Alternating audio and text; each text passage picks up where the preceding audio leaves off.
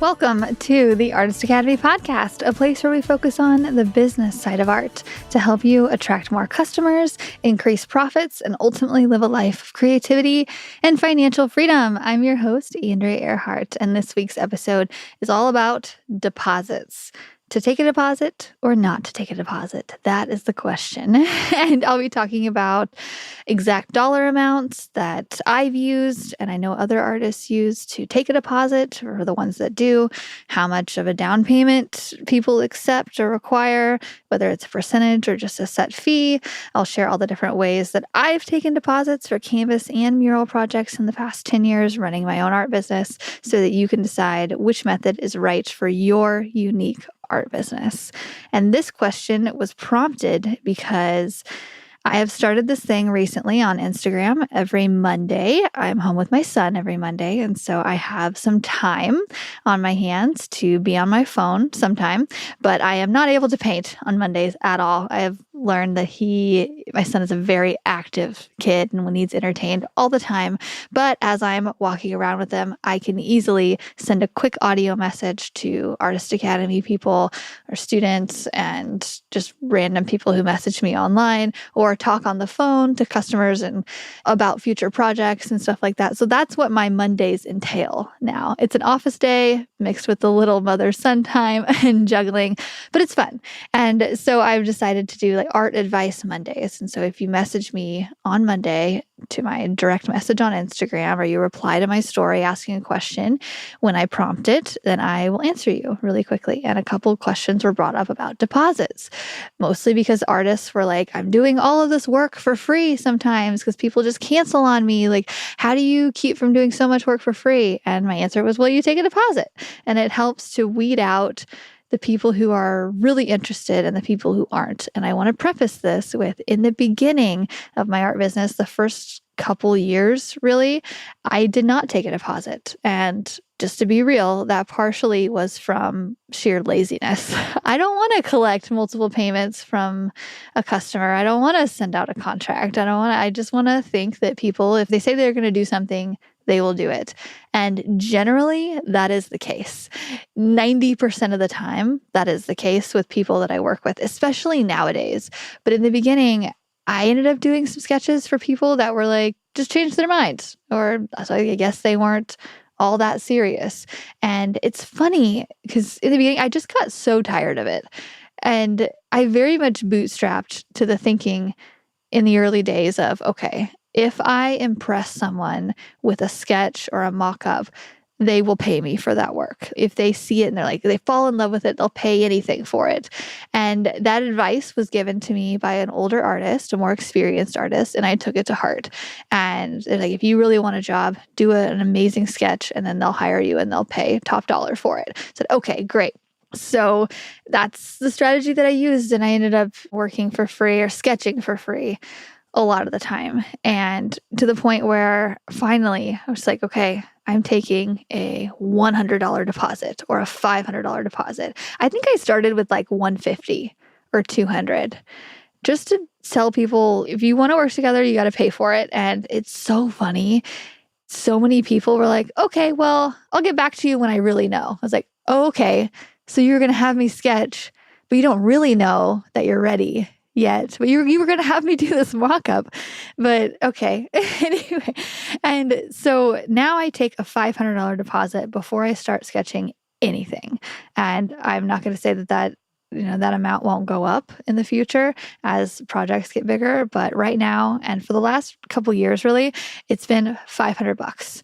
So say someone comes and they want to work with me and say, hey, we have an idea for what we want to do. We just need to see it. I can't visualize it. Can you help me? I say, yes, of course, I'd love to.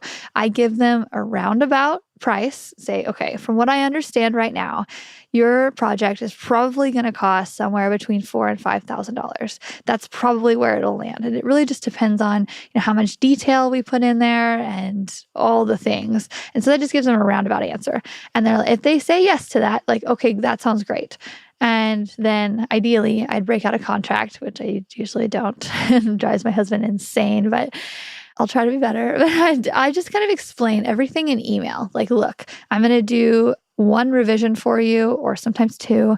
And so let's really discuss and let's get the idea down that you want. Tell me what you don't want too. I really emphasize that. If you see photos of things that you love, send them to me. But if you see photos of things that you hate, send those to me too, because that helps me really understand what I should not put in there. I had one customer, I was doing a mock-up for her, and she said she wanted pink and dark pink and purple hues, but she does not want red. She hates red, but she likes pink and purple and all the things. I was like, okay. And it's funny because if somebody wanted a really colorful mural, mostly around pink, I probably would have put some red in there. But she very specifically was like, absolutely none. I was like, okay, great. And it helps to eliminate it. So I'll do a deposit, typically $500. Mostly people pay them via Venmo because Venmo is free at the moment if you have an individual account. If you have a business account, I believe it charges you, so don't do that.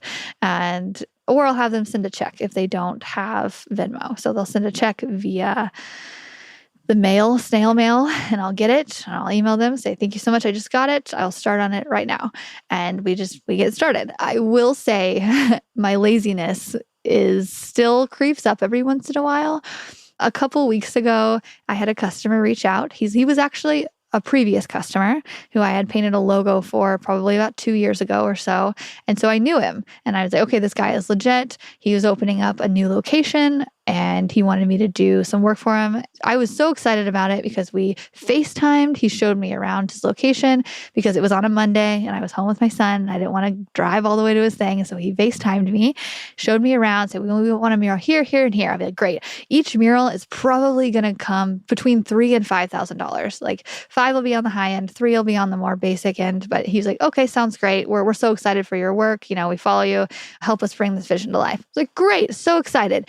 I did not take a deposit. And I was like, I know this guy. He's excited. He wants to work with me only. Like, he's not taking multiple bids. Like, he's paid me before on time. It'll be great.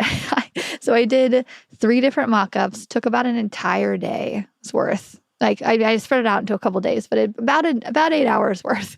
And he goes, oh, I just met with my builder. We're over budget. We're going to put this on the back burner, but we want like a couple letters painted over here. So like the equivalent of less than $1,000 worth of work. Basically, I was like, oh, okay. And I'm just like laughing at myself because I broke my own rule. I think eventually he will probably hire me to do those murals that I sketched up for him eventually. And I've gone back and forth of like, hey, by the way, you didn't pay your deposit. You need to pay that. And I'm like, whatever. Like, I'm very nonchalant about my business nowadays. Like, if I think it'll happen and he'll eventually pay me for something, I'm just going to go with it. But I'm like, man, I just did all of that and I should have, whatever. It's fine. I don't know. I might go back to him and be like, so where are we at now? And let's pay that deposit. And then before we continue and to actually set a date. So that's probably what I'll have to have Jim do. I'll just, hey, pay the deposit at least to set the date. That way you're not going to cancel on me again because we can't do that. But at the time right now, I really don't care. I'm not exactly on like a strict budget or wanting a lot of work. I was just going to do it because his location was opening soon. So I was like, okay. Anyway, in the beginning, though, I remember our local mall reached out and I was so excited to paint in the mall, like a really high traffic place. I had been there multiple times. People are going to see my work. Yes, so excited about this. They reached out. They said they didn't know what they wanted. Then we walked through the mall and there's a couple spots here and there that needed some kind of photo op, which was the thing I was doing in the beginning. And so excited. Went home, made a bunch of mock-ups, sent it to them. They're like, no, we don't know. Oh, by the way, we don't own that wall. Somebody else does, so we can't use that wall. So the whole mock-up that I had made for that one specific wall, scrapped. I was like, okay. And so I wanted to work with them so bad that I just kept sending ideas and getting feedback and sending more ideas, and nothing ever happened. And I was so sad about it. Nothing still to this day. And there's no art there at all. So it's not like they'd hired somebody else to do it. They just didn't end up going through with it, which is fine. But so I've been there is what I'm saying. I have been there and I've been really scrappy in order to get jobs. And a lot of the times it's worked. I've done a lot of sketches and a lot of people have like gone through and we've done the project and it was flawless and it was great. But then there are times where I've done work. And I think that's just what you have to do in the beginning, being scrappy and doing what you need to do in order to get the job. But nowadays, don't waste my time because I don't have a whole lot of it anymore. And I just want to make sure that people are serious, and having a deposit is the way you make sure somebody is serious about it. Although I did just apply for a mural festival and they require that artists submit something, and I did it without getting, a deposit up front because that's what they wanted. It was an artist call and I was pretty sure I was going to get it. So that's really the only time that I'll do a mock-up nowadays. If I'm pretty dang sure that I'm going to get this, I would be very surprised if I didn't. Then I'll go ahead and put in a little bit of effort and just to seal the deal. This topic came up inside of the Artist Academy Facebook group about somebody wanting multiple bids for one of our Artist Academy members and asking them to, submit your ideas and then we'll choose which artist we want to work with. And she was like, has anybody else come across this? That they don't want to pay my deposit? What's going on? And I was raised my hand. I'm like, yep, I've been in your shoes multiple times. It's okay. It's rare, but sometimes people will want bids from multiple different artists and they don't want to pay for them. And then they'll choose which one is the best. I, again, try to avoid that as much as possible, but I had that happen a couple years ago. This company in Branson wanted it, and I could tell by working with him or just by talking to him that he didn't know what he wanted. He had absolutely no clue, and this was going to take a lot of work in order to nail down an idea. So I held my ground. I said, look, this is a $10,000 project. That's probably about what you're going to pay. And I am not going to do sketches for free. I understand that in the past you've done this, but if you want to work with me, you're going to have to do this. And he paid my $500 deposit. We went back and forth with sketches. Really, I did more than $500 worth of work trying to figure out what he wanted. In the end, I couldn't figure out a design that he wanted. I did not refund his deposit. And there's still nothing there because he is indecisive and he couldn't figure out what he wanted. And I said, so whenever I tell customers this, I'm like, you can be as picky as you want. We can go back and forth as much as you want, but it's going to cost you. So figure it out and I will help you, but I cannot go into your brain and make you happy. You have to do that. So just share with me how I can help you. Help me help you. And there's been a couple of times I've worked with companies like architects and they want to go back and forth with me and really refine the design down to, I don't know, you start off with one idea and then they go a whole new direction and then they kind of go back to that idea and then they circle around and they do this and that and they go back and forth multiple times. And I've just come to understand that that's their business model. Think about an architect. You do a design for a building, it gets changed over and over and over again. And that's how they make it perfect. So that's how they want to deal with me. And so just knowing that up front and putting yourself in their shoes and explaining, hey, okay, yeah, we can totally do that, but I bill, $100 an hour for sketches. So it takes me a couple hours to create a new one or an hour to update it. So just know it's going to be adding up. I'll ask them if we need to put a cap on it, like $1,000 or whatnot, I can tell you when we're getting close. That way we can really, really decide, do we want to keep going back and forth? And it's really just about open communication on every part of it. And don't be afraid to say, this is my time. You can't expect me to work for free. Although I want to do this for you, you need to pay for it. And then there's some people, recently I just did a mural for somebody and she showed me what she liked, what she didn't like. We also have very similar taste, which I think is the magic sweet spot. She likes pink. She likes fun colors and almost like a Barbie-esque mural is what she wanted. I was like, girl, I got you. I knew exactly what to do. And I gave her the first thing and she loved it. There was no redos, nothing. Great. Those are dream customers. And I'd say that happens 50% of the time, or they come back with just a really small edit, which is fun. And oftentimes their suggestions do make it even better. So I try to keep an open mind of okay, this is how my brain saw it. Now you want to, tweak it a little bit. And then I do that. I'm like, oh yeah, that does add to it. So try to keep an open mind when somebody wants a redo or whatnot, because we are in the commission-based mural industry. We're commercial artists. And so that happened.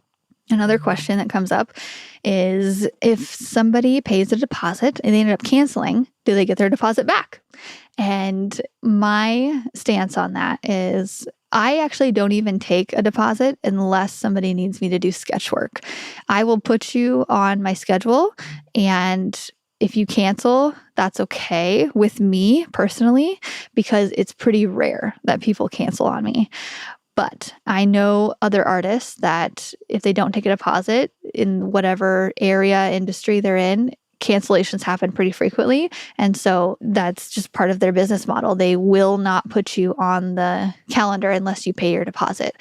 And I think that can be a little strange just because what if you don't do a sketch and somebody says, hey, I want to get on your calendar for next month. You put them there, they pay a $100 deposit. And then the week before, they're like, so sorry, I have to cancel this. Can I get my deposit back? And if I've done no work at all, I say, no big deal. Yes, I will give you your deposit back. But nowadays, like I said, I don't take a deposit unless I have to do work. So I don't have to refund them. They just cancel. And it's no big deal because I have people that I can move up in my schedule. And so one person cancels, that's fine. There's nothing off my back in that way. And my thought process in that is if you've done no work, why should someone pay you $500 to do no work?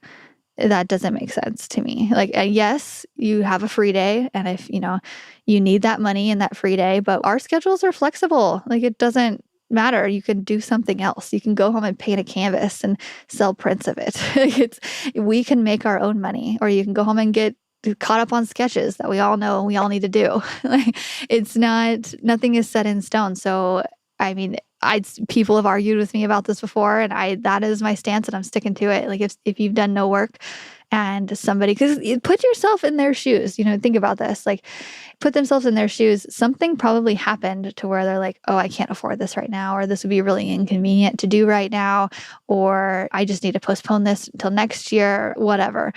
Shit happens. Like, life happens. And I think the more chill we are, the better. Because all the time I have people that I put on my calendar tentatively or put them on there, and then they're like, hey, we just especially if you're working with a committee, that's a huge thing. And so if they are like, hey, we can't decide what we want, like, this is just not a good time, like, we need to focus on this other project. And that situation has happened to me multiple times. They say, sorry, we can't do this right now, we need to focus on this other project. And I'm like, great, let me know whenever you're ready for me. Because if I pressure them and I'm like, no, you pay a deposit, we need to do this now, I need this money or whatever, it's just not going to be as smooth as if it would be as if they were really, truly ready for it.